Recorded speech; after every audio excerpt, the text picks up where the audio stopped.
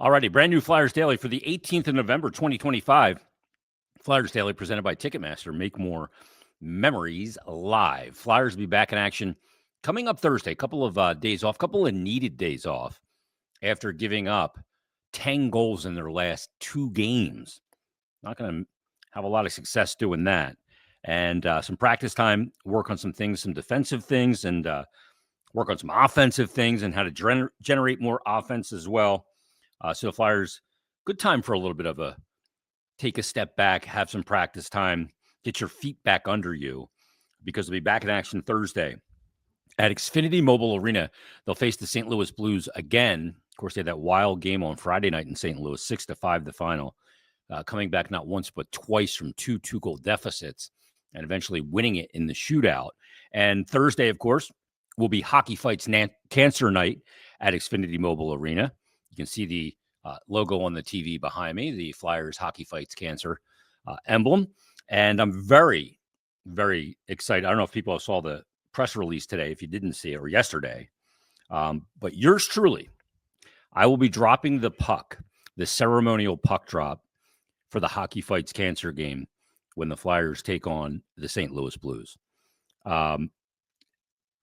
Wild. Totally humbled by it. Honored to do it.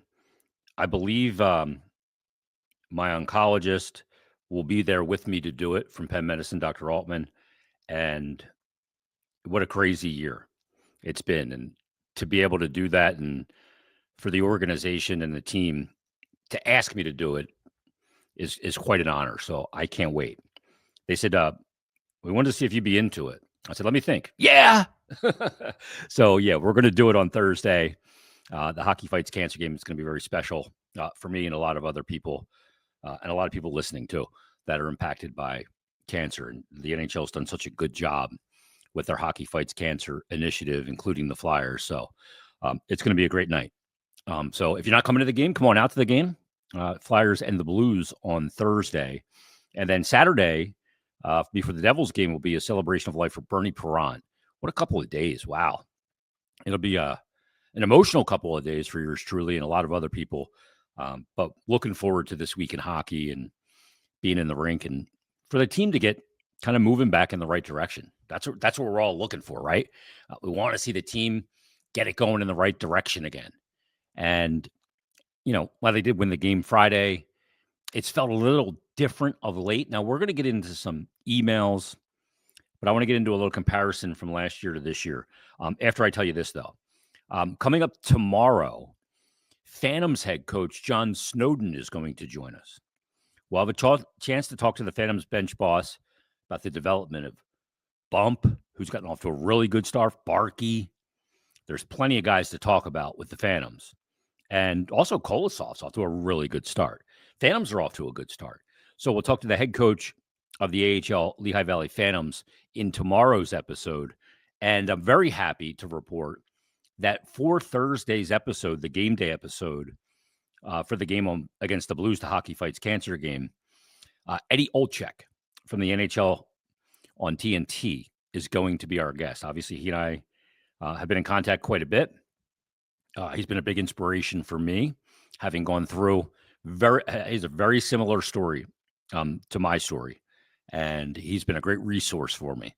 So to celebrate the Hockey Fights Cancer game, we're going to bring Edzo on Flyers Daily. Can't wait to talk to him. So that's coming up this week. But as far as a comparison from last year to this year, there's been points this year in the season where I say, and this team looks nothing like last year. They certainly play a different style systematically. In the D zone, it's a very different structural system. The box and one they play now.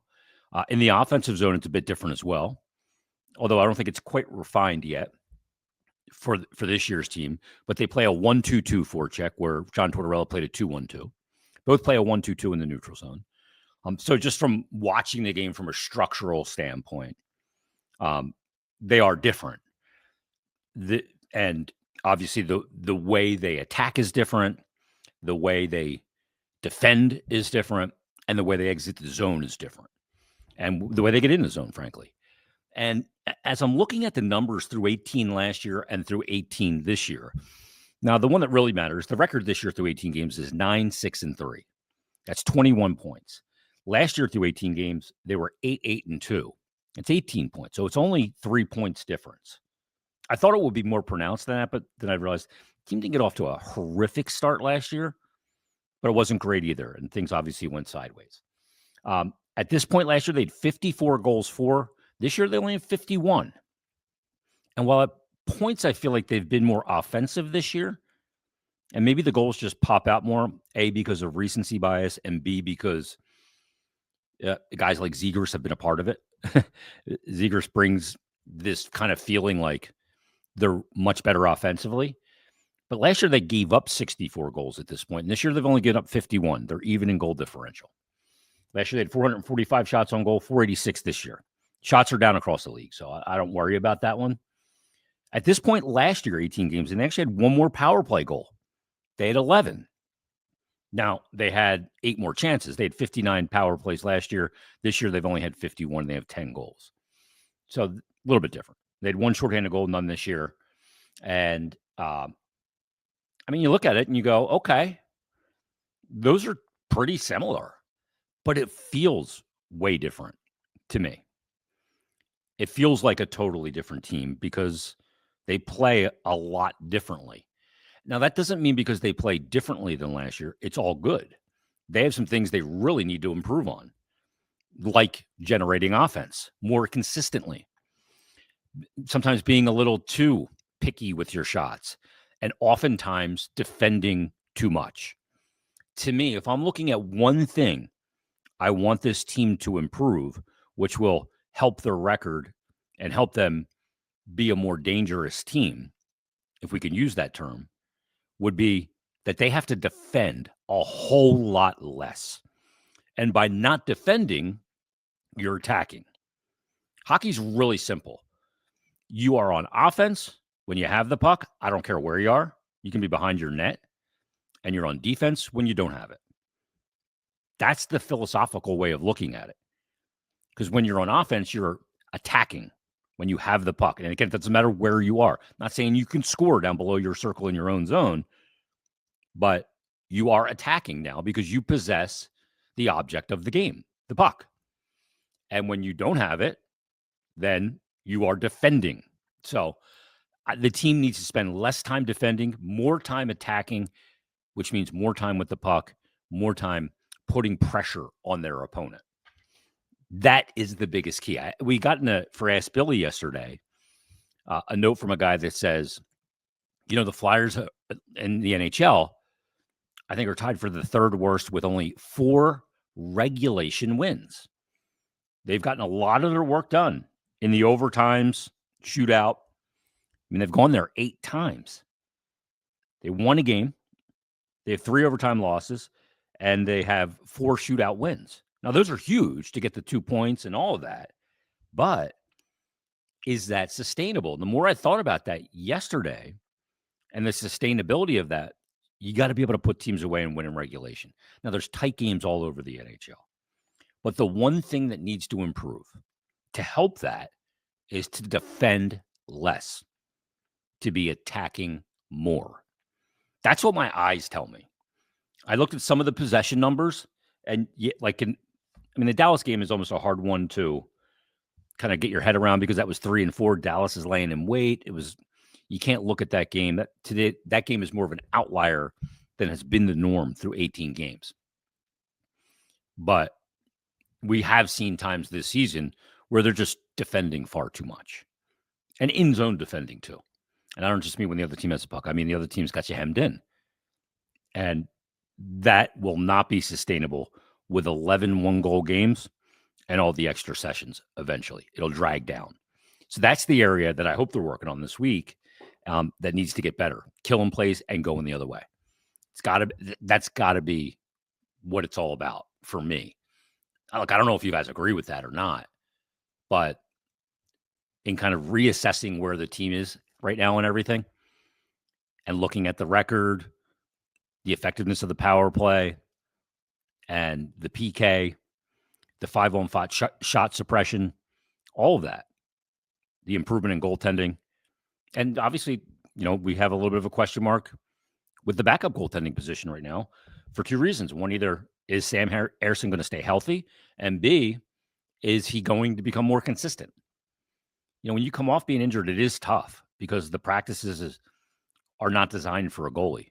The one thing he really struggled with on Friday, in my opinion, against St. Louis, was finding the puck at release around screens. There were far too many goals where he just kind of made himself a scarecrow and hope it hit him. That's because you didn't see it at release. And you got to battle for that. And when you haven't played in a while, that's hard to do. You got to reassimilate real quick. All right, let's get to some emails and a couple of DMs. James says, first off, I'm glad you're doing well. Thank you. He said, been a fan for a while, back to the Mikey Miss days when he couldn't talk hockey because he was clueless. He said, I could sense your frustration then. Now to the meat of my gripes. What is the deal with the slingshot defensive system they are playing? I get the power play, pass back to go forward, but the team is doing it 5-on-5 in the defensive zone below the circles. Our defense and offense, for that matter, is not good enough to deploy this. We can separate enough.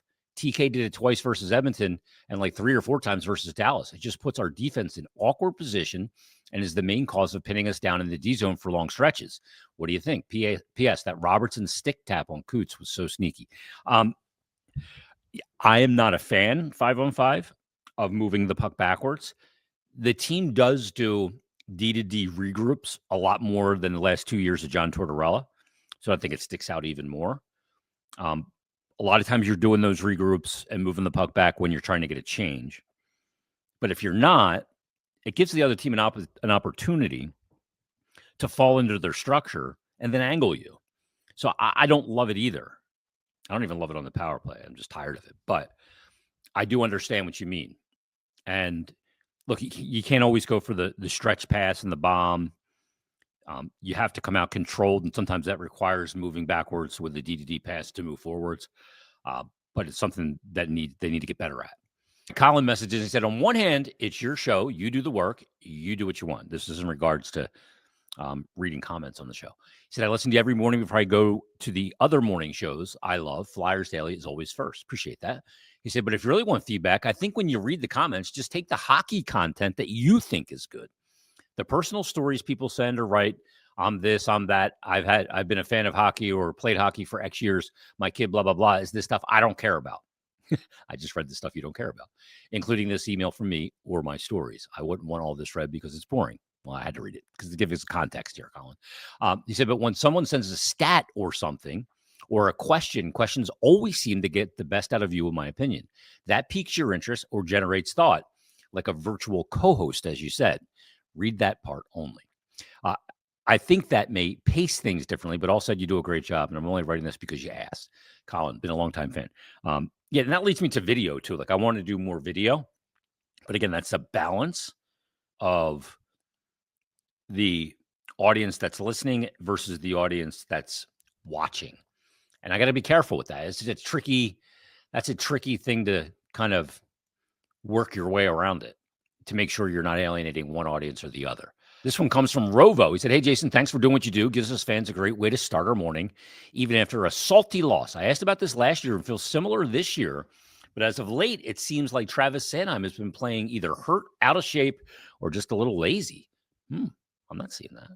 He said, I know he puts up solid minutes and is still one of the better defensemen, but it always seems like he is surprised at some point during play and has to react quicker than able because he's slightly out of position or didn't put enough on a pass. Curious if I'm overreacting on this one, but no way I'm the only one that notices. I haven't noticed it at all. I don't see that.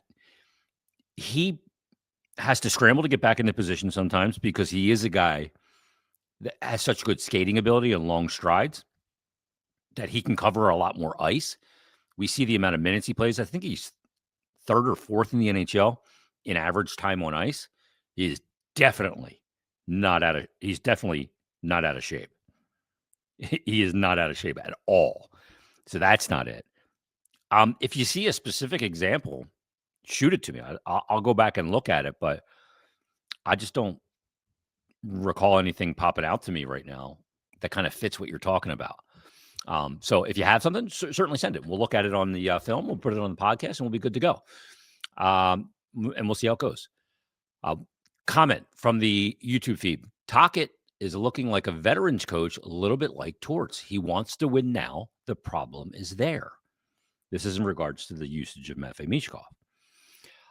I will tell you that there's not a coach in the game or a player that's playing that doesn't want to win now.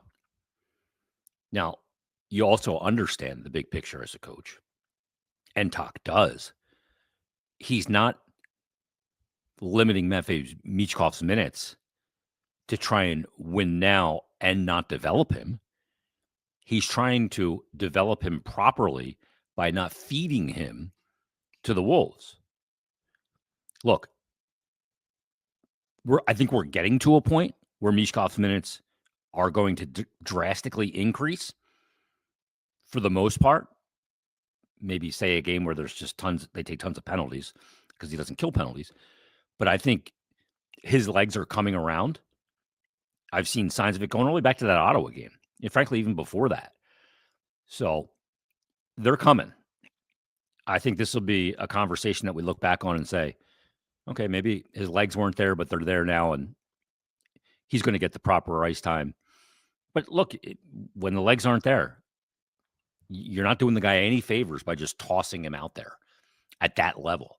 Guido says it's time to recall Zayd Wisdom and replace Hathaway on the fourth line. Come on, man. You're getting out of control.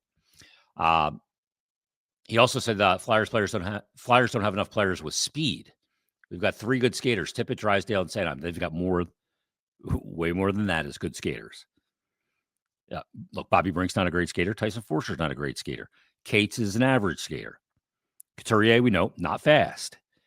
But they got guys that can move up and down the ice. Trevor Zegras. Is he a burner? No.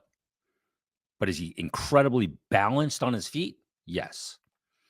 It's not that you have that speed. Not many guys have it and can play with it like McDavid can. So it's how you use your speed. That's the big element of it. Last one, Flyers Purgatory said, Danny said he expected continued development from guys here last year. Quote, significant improvement. And yet, not for Zegras and Vladar, both brought in trade or free agency, this team would be Calgary.